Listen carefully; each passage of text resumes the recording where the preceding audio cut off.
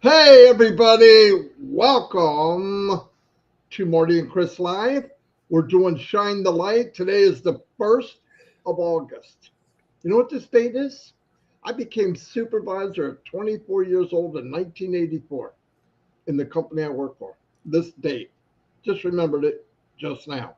And it doesn't mean anything to anybody watching. So, anyway, just something to say.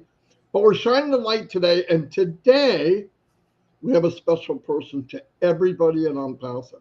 Definitely special to me and Chris. It's Joyce Hicks. She's amazing. She's always smiling. She supports everybody. And best of all, and this is from a greedy standpoint, her husband is my biggest fan. And I say, look, Melvin, me and Melvin, man, always right on. Anyway, I sound like an old white man. Anyway, I did. I just sound like an old white man. You are an old white man. I hate to tell you. Yeah, that's true. Anyway, we're going to get moving. We're going to dedicate this to Joyce because she's amazing. I listen. There's a lot of people on Passive, and then there's some people that everyone has something good to say about them. She is one of those people. I have never ever heard anything negative about Joyce Hicks. Never, not even, it was always positive. And she comes onto the screen, you're going to see, you guys know her, with a smile and pleasant. Even when things are bad, Joyce always is pleasant and gives a persona of being happy and positive. So that's a big deal. Anyway, I'm going to turn over to Chris, so he's going to introduce her. Hopefully, nice. Without Always nice. I'm just kidding. Go ahead, Chris. First of all, good morning, my brother. I love you. I hope you have a blessed day. And to Joycey in the background, you the same. And to everyone out there, Marty's a little off today. Can't hint because in 5 days it's going to be his wife's birthday. Don't forget about that. Dawn DeGarmo, we're going to blow her up. And today's Marty's first day of not drinking coffee. So I bet you in about 2 hours he's going to be screaming at me for something. But today is all about Joyce Parker Hicks. A little bit about Joyce that I know. Number one, I love her because she's from Michigan. That's a great thing. She's absolutely beautiful, gorgeous. I already know she's married, Marty, so I'm not going to say, are you single? Her husband is a class act too. He supports Joyce. They support each other. But she does amazing things in her career, which you're going to find out. I believe she's retired now. But in the future, with Obless and some of the things we talked about for the future for helping people, mental illnesses, she is a master social worker, among other things. And she's going to be helping out many situations with a few other people in the future of ONPASSIVE and Obless. So on that note, I want to introduce my beautiful sister from my state of Michigan. Go Michigan, Miss Joyce Parker Hicks. You look absolutely gorgeous. And the floor is your Joycey. Oh my gosh. Thank you, Marty and Chris. This is just so awesome. Thank you for having me here today. I just love you guys so much. You have been such a great inspiration in my life. You've played such a major part in this journey that we're on. And I am just so blessed that God brought you guys into my life. For everything, there's a time and there's a season. And I know that this season was meant to be. Thank you again. My name is Joyce Parker Hicks, as Chris said. And I just love people. But I'm going to talk a little bit about me. Sometimes you talk about yourself. It's hard to get, talk about yourself because you love helping other people. But I've been married for 43 years to my awesome husband, Melvin, who is Marty's favorite fan. And so when we met Ash, and when he said that, I just wanted to shrink under the table, but Ash took it with grace, and he was so kind about it. But he loves Marty. Marty was on a webinar one day, and he heard him speak, and Marty said something, and he's like, "Who is that guy? Oh my gosh, I love him." So not only does he love Marty, but I love Marty as well. Like I said, I've been married for 43 years to my wonderful husband. We have three adult children. They are amazing. I have 13 grandchildren and 15 great 13 grandchildren and 3 great grandchildren. So I love my family. If you know anything about me, you know that I love family, I love people, and I just love the idea of being with family and being able to share time with them. I come from a family of, you would not believe this, of 14. My parents had 14 children and they're all from the same parents. I am number 12 of 14. And you know what? I would not trade that for a thing. I wouldn't trade my big family for anything. I love my family. I love getting together with family. There's so many of us. Sometimes it's like we have to rent halls to house everyone. So, but we, you know, we always have a good time, and I'm always celebrating birthdays. We're always doing something fun, but it's always a good time with my family, and I love that. I was born in Missouri, and we moved to Michigan in 1970. So I am a Michigander, and I love Michigan. I just want to stop right here and just say something that is so important to me, especially right now that at this time and place where we are. So, and I'm going to talk about me a little bit more, but met this gentleman named Fred Langswinger. He introduced me to this company called ONPASSIVE. And fast forward, I met this gentleman, our CEO, named Ash Mufarah. His heart was as big as gold. And I just want to pause and say, I thank you so much, Ash, and your family for everything that you do for us. And I'm passive for what you do for humanity, for people around the world. You are a true, true angel. You are a true Mother Teresa. You are a blessing sent from God, and you have been ordained to do this. On passive, and I just want you to know that we stand behind you 1000%. We join and lock arms with you, and I'm just so blessed that God brought this into my life. And Ash has a heart of gold. He has a heart for humanity, and I know that we are changing the world, and we will change the world. So again, thank you, Ash, and thank you, Marty and Chris. So a little bit more about myself. I graduated high school, and I was 18 years old. Went to visit my brother in Ohio. We were at the mall, and there was a car sitting in front of the mall, and the guy was drunk, didn't know it, but he came down the in the parking lot, and I was hit by a car. And at age 18, but I thought life was invincible. Nothing would ever happen to me because I knew I would live forever. I was young. I could do whatever I wanted to. But I was hit by that car, and I was drugged underneath the car 75 feet.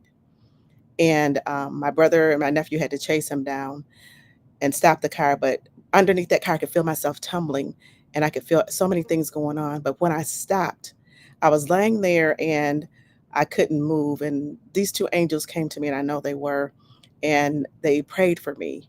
But then when I was there, I asked God, I said, Lord, if you save my life and let me live, my life is yours for the rest of my life. And I gave my life to Christ, and I was in the hospital for about a month, and I had to do rehab for, for a couple months. I had to stay in Ohio. But you know what? During that time, my life was changed dramatically. During that time, I could not walk. I was in a wheelchair, and I had to learn to walk all over again. I remember going to physical therapy. I'm going to make this story short, and I couldn't walk. Your brain tells your legs to move, but your legs don't move. But I went to physical therapy, and I rehab, and here I am today standing before you. I shouldn't be here, but God saw different. So I said that to say this: my life changed dramatically, and I love people. I love life. So if you see me smiling, if you see me running, and you see me dancing, it's because there was a time that I couldn't do those things, and so my God saved my life, and for from 18 years old, I've dedicated my life to him. Did I make everything right? Did I do everything correct? Heck no, I did not. I made lots of mistakes along the way, and I still continue to learn. But, for that, I am so grateful. And life is just so precious. And that is one of the reasons that I love people. I love helping people. I am a social worker. I started out in early childhood education, then I went for family life education. Then at age 50, I went back to school to get my master's in social work. Wow, who does that? But I did it because I love people, and I wanted to help people in a different way too. And there I look at people, and I see people with mental health issues, and I see people with issues with everyday life sometimes. And So I went back to school and I got my master's degree, and I went and got licensed in the state of Michigan. So I am a licensed master's social worker in the state of Michigan, and I've been doing that for over 20 years. And I worked in a medical setting before that, and I opened a private practice in 2018, and then I retired, yay! And just last year, so I'm so excited about that. And just kind of moving forward there, I've worked in so many jobs before that, and then I got into the social work, and it was just about helping people. I was a case manager before, and I've seen so many people suffer without, um and it sometimes it breaks my heart, and I just know that there's so much that's needed out there. And one day, I mean, I was into the MLM side of things, and I did that, and I'm in the NFL program. No friends or family left because I've chased people so much all my life, asking them to be a part of this and to be a part of that. And would you join me on this business adventure? And there was this dangling carrot, and I would run after it. I would do anything out there. So anything that's out there, I've probably been in it before. But then one day, I met this gentleman. Well, I knew him from some other business, but this gentleman named Fred Lanswanger, and he's no longer with us. He I saw something on Facebook, and I'm like, "Fred, what are you doing?" He sent me some videos of Jeffrey Morlock and Mike Ellis, and it was just like a no-brainer. I'm like, "Whatever they're talking about, whatever you're doing, I need to be there, Fred." So he sent me this link, and I joined On Passive. But I want to say that On Passive found me. I didn't find On Passive; it found me because it knew that I needed something different in my life. It wasn't an MLM; it was something totally different that I'd never seen before. Something that you know, was like, I needed that, and I've been looking for that. As Marty always says, all my life I've been looking for it, but Ash was so young at that time that he wouldn't have had it out at all. I'm sure that it was in his mind because he's a genius, and it was just brewing in his mind at a young age. But Unpassive found me, and it was like one of the best things that could have happened because it changed my life. It brought so much value to my life, and through Unpassive, I've met so many awesome people. And you look back. I've been in for 4 years, and you look back over 6 years, and it's like, why I'm passive? Because I needed it. I needed this in my life. I needed something different, so something totally different. And when they said that all we had to do was sit back and trust the process, and it'll be done for you. And so many times in other businesses, you have to reach out and to do so many things. I tried online business. Oh my gosh, I could not do it. I lost a lot of money. I made money as well, but you have to get all these different systems together. And I do social work. I don't do computers, and I don't do all that technology. So it's very difficult to do those things. But when you find someone that comes along and that will do it for you, oh my gosh, why wouldn't I stay in on passive? It's like a no-brainer. It's like the thing that I need, and they're gonna set up and do everything, all those systems for me, and I'm gonna be like one-stop shop, and I can push that one button and everything shows up for me. And that's just amazing. That's just not heard of. So with on passive, one day we were on a webinar. So it was during the pandemic and all those things. And we were on these webinars all the time and just meeting so many people. We laughed, we talked, we cried, and we just enjoyed each other. We were educated about so many aspects of not only on passive, but in life. We brought like over 200 countries together, people. And I was thinking about that. I was having a conversation last night with a few people, and Jeffrey and Julie and Dr. Benny, and we were talking, and Pat Parent, and it's like, can you imagine that? You know, 4 or 5 years ago, we didn't know each other, but now we're sitting here at the table, over 200 countries, people from all over the world. And some of the countries and people that we had our mindset that we thought things about certain people, but we didn't know them about different cultures. And here we are learning about cultures and learning about people, and we're just coming together and loving on each other. And we're now a family. That's just so amazing. So during that time, he brought us together. And, I've met so many wonderful people, brothers and sisters, brother Chris and my brothers Marty, and just so many people that I would have never known before. And one day we were on a webinar, and Chris Johnson called me out. I'm like, OMG. he's going to make me speak and talk in front of all these people. But you know what? I was so glad that he did after a while, but and it just helped me to come out of my shell and come out and begin to speak and things. In a million years, I never would have thought I'd be here in this place, sitting here talking to all these people because I was not, I talk to people, but it's on a personal, individual level when I do social work. It's not in a crowd. So social work is a job where if, someone is having suicidal thoughts or they're having depression and anxiety, I talk to them one-on-one, but I can't go and spread it to the world. So sometimes, you think about that but here we are sitting here now and we'll be able to help the masses. So that's going to be amazing. Um, what I would like to do, what I would like to see from Unpassive and things that will be done with Oh Bless is going to be so amazing. And we're going to be able to empower people, to help people, to give people a chance and a start in life, what Ash has done for us.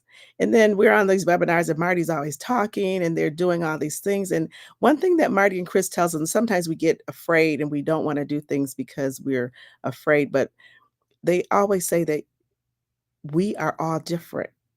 And find your niche, find what you love, find your passion. And when you find that, work on that passion and talk about those things. So that's been just so helpful to me. I mean, I've been so blessed and educated by so many people, and I'm passive, and that's just an amazing thing. But I would like to see an empowerment center, and what this empowerment center will do, it would educate people um, in all areas of life, provide them with tools and skills that's needed to be able to be successful in everyday life and living.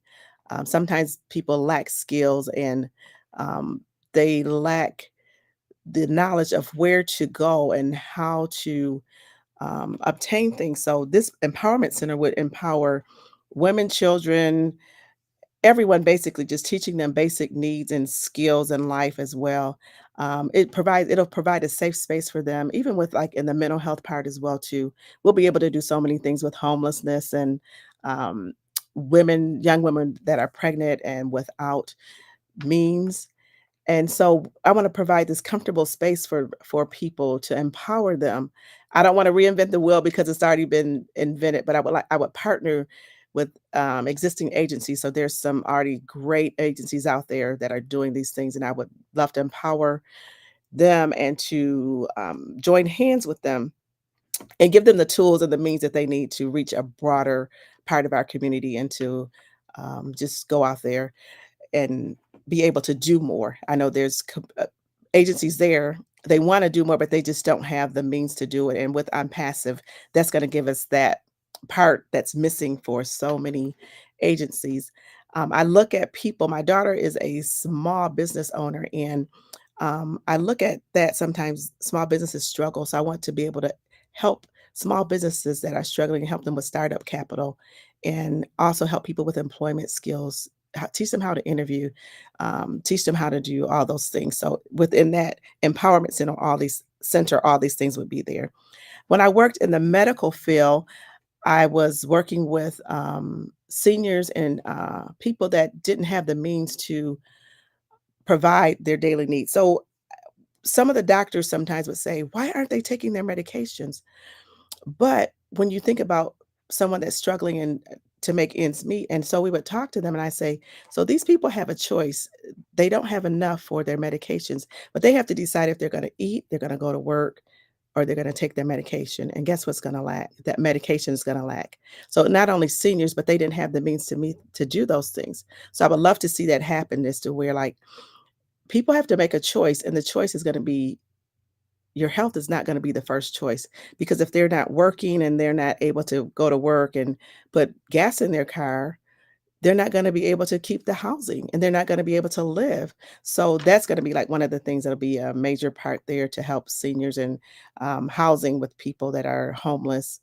And also, just be able to help people with food and medical, meet all those things that they don't have. So empowering women, youth, children, everyone that's out there that needs assistance, and we'll be able to do that with this empowerment center. And there'll be so much more that'll be added onto it as we go along. the mental health side of it, we'll be able to do that as well and help people with mental health. Because a lot of times people with mental health or someone's having problems with, anxiety, depression, or whatever it may be, they don't know where to go. And so if we have this center here and we're able to direct them in the right direction, and a lot of people suffer in silence. And so we want to make sure that everyone knows that they're supported. There's help out there. There are people that care. And so that's my heart and my passion is for people. I've always helped people, but ONPASSIVE just lined up with me so much in it and aligned with everything that I believed in. When Ash said he wanted to uplift humanity and uplift people, and to make sure that people that did not have had the means to make ends meet and had the means to be productive and the means to be successful in life. So that is like my passion, Marty and Chris. And I am going to turn it back over to you, Chris, because I've talked a lot here. And I could go on and on for days and for, for forever and ever. You did awesome, Joyce. Joyce, what is this name of the center again? Because that's intriguing. What did you say it's called? Empowerment Center. I love that. That's going to be passed on through here straight to who. And Joyce, when you talk about, and this is really sad, I mean, everybody about Oh Bless for me is right outside my door, right? Yes. But you have people, here's older people who worked all their life, some of them fought for the country, and they have to debate health, food, or that shouldn't be that way. That with the amount of wealth in the world, that should not be. It should not be that kids don't have shoes. It should not be that kids have no water. It should not be that people don't have shelter. I believe ONPASSIVE is going to take a chunk out of that. And I think the momentum from that could make a big impact in the world. I agree with you 100%. Some of this stuff should not be going on. You're so right, Marty. It shouldn't be, because like I said, when I worked at the health center, they had to choose between food, gas, paying their rent, medication, and they couldn't afford it. And they didn't understand why they wouldn't. So we had to go in there and be that advocate and say, this is why they can't do it. If I buy my medicine, then I can't get gas to get to work. Or if I buy my medication, then I can't pay my bills. So, can't feed my family. And it shouldn't be like that, but oh, bless you. And then you find out that a prescription, for example, where they're charging, so in some cases, let's say $10 a pill, and they find that it takes 15 cents to make it. Absolutely. Something's wrong.